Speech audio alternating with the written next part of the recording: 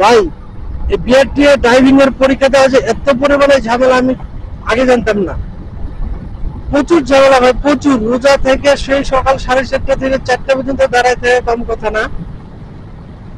এত পরিমাণে ঝামেলা বলার মতো না, ছি, এত বাজে অবস্থা একটা। উফ। আসসালামু আলাইকুম, হ্যালো হোয়াটসঅ্যাপ গাইস, কি অবস্থা সবার, কেমন আছেন? আল্লাহর রহমতে আমিও ভালো আছি। তো আজকে আমার গাড়িটাকে নিয়ে বের হয়ে গেলাম সকাল সকাল। সূর্যটাও অনেক মিষ্টি রোদ দিচ্ছে। সকাল সকাল বের হওয়ার কারণ হচ্ছে যে আজকে আমার ড্রাইভিং এর পরীক্ষা আছে। ড্রাইভিং এর পরীক্ষার জন্য বলেছিল আমাকে 7টার দিকে যাইতে, সেখানে আমার 7:30 বেজে গেছে।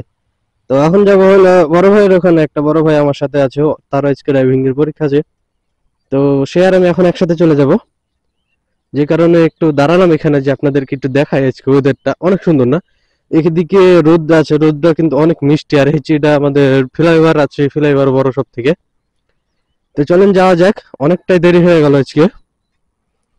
7টার দিকে যেতে বলেছে আমাকে, আর এখন বাজে 7টা 19। এখন না গেলে আর দেরি হয়ে যাবে, যে কারণে আমি বের হয়ে গেলাম। আমার কাছে সুন্দর লাগছে সকাল সকাল। চতুর্থ রমজান আজকে, লোকজন তেমন নাই রাস্তাঘাটে, সবাই বাসায় ঘুমাচ্ছে এখন। আর আমি আজকে বের হলাম শুধু ড্রাইভিং এর জন্য। তো আমার গাড়িটা কেমন লাগে সবাই জানাবেন। আর কে চায়না গাড়ি, এটার একটা সমস্যা যে কোনো কিছু নষ্ট হলে পাওয়া যাচ্ছে না, এটাই। তাছাড়া আমার কাছে গাড়িটা জোশ। তো তাড়াতাড়ি যাই, চলেন, অনেকটা দেরি হয়ে গেল।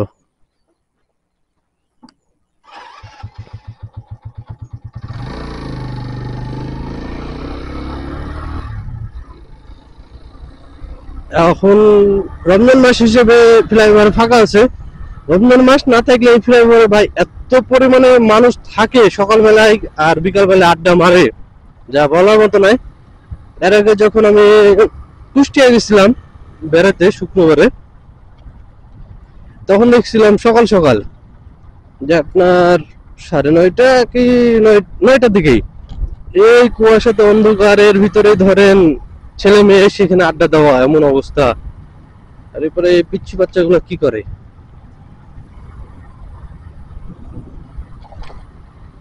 এদের কি সকালে ঘুম নাই নাকি, যে সকাল সকাল আর এসে এখানে আড্ডা দিতেছে? জবর একটা গ্যাং করেছে 5টা মিলে। এই রোজা রমজান মাস হিসেবে একটু ফাঁকা ছাড় দিয়েছে, তাছাড়া যে জায়গার অবস্থা। তো একটু তাড়াতাড়ি যাইতে হবে, না হলে দেরি হয়ে যাবে যাইতে। 4টা বেজে যাবে, 7:30 বেজে গেছে অলরেডি। কিন্তু জোরে গেলে আমার শার্টের বোতাম বারবার যাচ্ছে খুলে, হচ্ছে সমস্যা। ড্রাইভিং পরীক্ষা যেহেতু দিতে যাব, সেহেতু একটু ড্রাইভিং এর টেস্ট করে নিই, দেখি পারি কি আমি। এক গিয়ারে দিয়েই তো গাড়ি বাদায় চালাতে হয় ওখানে। এরকম, এরকম, এরকম। ইনশাল্লাহ মনে হচ্ছে পেরে যাবো ড্রাইভিং এর টেস্ট দিলে। সুন্দর একটা রাস্তা ভাই, এখন ফাঁকা ফাঁকা আছে তো জোশ লাগছে দেখতে, জোশ। 7টা পরে এসে জবর বেড়াতে পড়ে গেছি, বারবার বোতাম খুলে আছে, বুঝছি না। জোশ, কিন্তু রাস্তাটা সকাল সকাল ফাঁকা আছে, রোদে ছটাটা পড়ছে, তো জোশ লাগছে রাস্তাটা আপনার। তো তাদের বাসার কাছে চলে এসেছি, এখন তাকে যে ফোন দিব, তাকে ওখানে যাই। ফোন দিলাম তাকে, তো সে মাঠে আছে, বললো যে দাঁড়াও আসছি। আর আগে ওই কলেজে আমি পড়তাম, ফার্স্ট ইয়ারে, ভিতরের ওই কলেজটাই।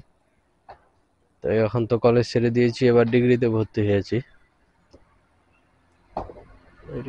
মানুষ বারো বারো বাড়িঘর ভাঙ্গে কি করছে? ভালো বাড়ি, কোনো কিছুই হয়নি, তারপর ভেঙে দিচ্ছে।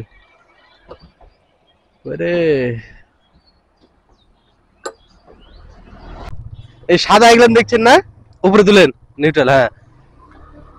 সাদা এগলানের ভিতরে পাকা ছিলাম আসার সময় আমি, এক গিয়ার এলিয়ে পাকা ছিলাম, দেখলাম যে পাচ্ছি কিনা, তো দেখছি হ্যাঁ পাইরে গেলাম। বলছি তাহলে তো হয়ে গেছে, আর কি লাগে আমার। এই এতদিন থেকে গাড়ি চালাচ্ছি, যদি একটা ড্রাইভিং এর পরীক্ষায় না পারি তাহলে কি বাড়া পারবো?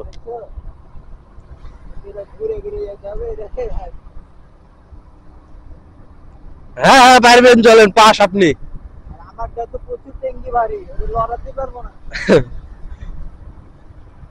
আপনার উপরে কভার আছে যে।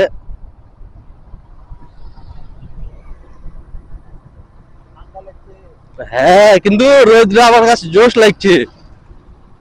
ফ্লাইওভারে উঠে একটু বসেছি তো, রোদের তাপটা যা সুন্দর, মিষ্টি মিষ্টি তাপ। ফ্লাইওভারে এসে দাঁড়ালাম, একটু 2 মিনিট ভিডিও করছিলাম।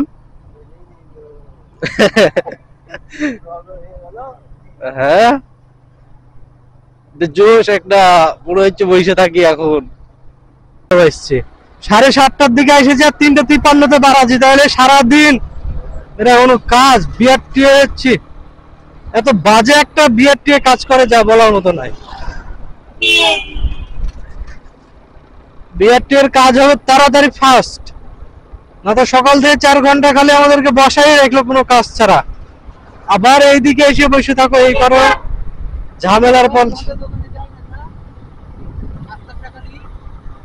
ওই 1 ঘন্টা 2 ঘন্টা যাবো না, ভালো লাগছে। অবশেষে অনেক বড় কাজ একটা শেষ করলাম, অনেক বড় ভাই।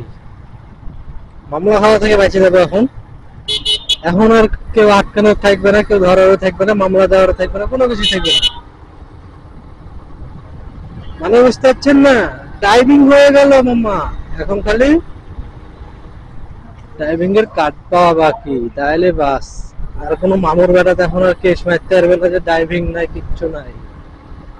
তো সেই সকাল 7:30টায় গেছিলাম, আর বিকাল 4টার দিকে ড্রাইভিং এর পরীক্ষা দিয়ে প্র্যাকটিক্যাল রাইটিং সব শেষ করে বের হলাম।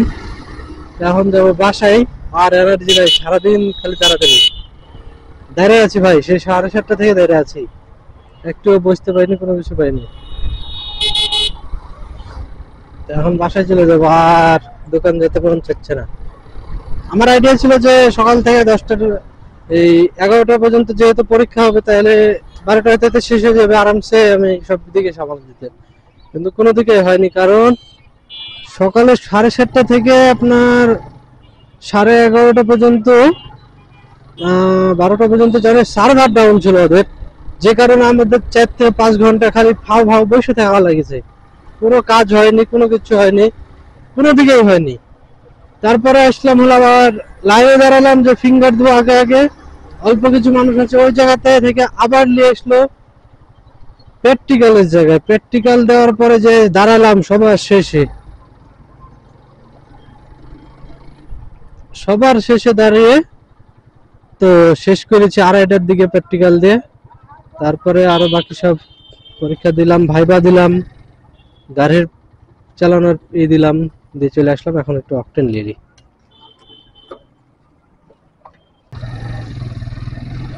গাড়িতে একদমই তেল ছিল না, বাতি মানে বন্ধ হয়ে গেছিল, কারণ চালানো হয়েছে অনেক। তারপরে ওখানে যে আবার চালালাম, একটু পাকালাম, যে কারণে তেল কমে গেছিল, তাই আবার অল্প করে তেল নিলাম, 50 টাকার, বেশি না। আমি অল্প অল্প টাকার তেল তুলি ভাই, অনেকে দেখলে বলবে যে ভাই টাকা নাই তেল তোলার, এই সেই। এই দেখছিলেন ভাই রাস্তা, এইসব গাড়িগুলা কিছু আছে যারা যাবে, যাইতে লেগে রাস্তার মিডিলে দাঁড়ায় যাবে, এমন ভাবে যে সামনে কোনো গাড়ি এসছে, সেও না পারবে বের করতে, না পারবে কোনো কিছু, ডাইরেক্ট এসে মেরে দিবে। এরকম ভাবে থামার কোনো প্রয়োজন না। আপনার যদি ফাঁকা থাকে তাহলে আপনি পার হয়ে যাবেন অবশ্যই, যাতে পরবর্তী গাড়িটা রিল্যাক্সে যেতে পারে। ভাই এই বিআরটিএ ড্রাইভিং এর পরীক্ষা দেওয়া যে এত পরিমাণে ঝামেলা আমি আগে জানতাম না।